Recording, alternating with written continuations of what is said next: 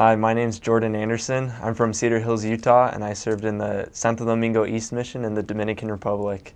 And honestly, a lot of people say that was the best 2 years of their life. I can honestly testify of that.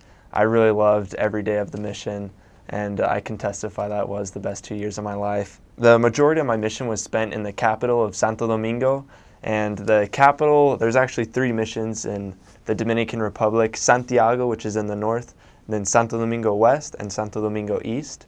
And the two missions in Santo Domingo actually split the capital in half. But I served the majority of my mission in the capital in Santo Domingo and in a few areas there. And life in Santo Domingo is very fast-paced. There's a lot going on. It's very crowded. There are tons of people everywhere. Every morning you'll wake up to people walking down the streets selling anything from rice, fruit, avocados, which is really good in the Dominican Republic, mangoes. There's just a lot going on in the capital. As well, there's a really nice part of the capital. Most people think of the Dominican Republic as very rural and third world, as it is. But there are a lot of parts in the capital which are actually very nice. They have a few malls which are very nice, which missionaries sometimes go to on P days just to shop or just to eat some American food.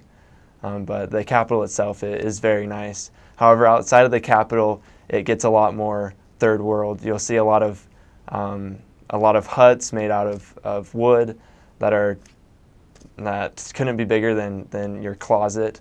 You'll see a lot of people who honestly really have nothing.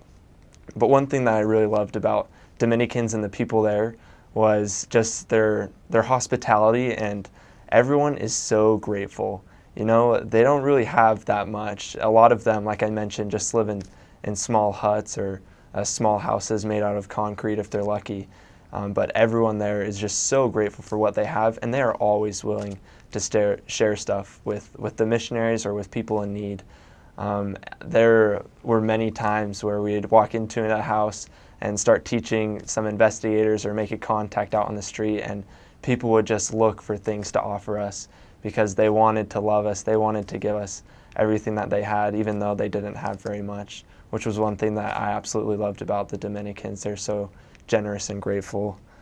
The Dominican Republic, a lot of people don't know this, but actually the church is growing very rapidly in the Dominican Republic, and especially in my mission in Santo Domingo East.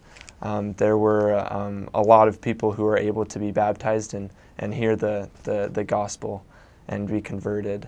Actually, a cool fact about my mission, I found this out recently just at a mission reunion that we had, but in July of 2017, our mission was actually the #1 mission in growth in the church, which we're very proud of, and we worked very hard to achieve that.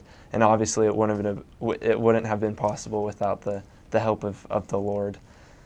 The majority of the areas which I served in were almost all wards. In Santo Domingo, in the capital, there are almost all wards there. There aren't too many branches or groups, but mostly all wards. Like I mentioned, the church is pretty well established actually in the Dominican Republic, and in the capital there are a lot of wards there. Once you start getting out of the capital, however, there are a lot of branches and groups. It kind of dies away a little bit. However, the church in itself is very strong. And there's actually a temple in Santo Domingo. It actually, unfortunately, is a little bit on the west side of Santo Domingo, so it is in the Santo Domingo West Mission. However, 4 times a year, our mission president would let us go and have a temple trip, go to the temple and do an endowment session, and then we'd always have a thought and food afterwards, and our mission president would tell us a few stories and give us a few advice, and we'd have a little devotional right there in the temple, which was really neat. We always looked forward to going to the temple and having those temple trips and learning from our mission president.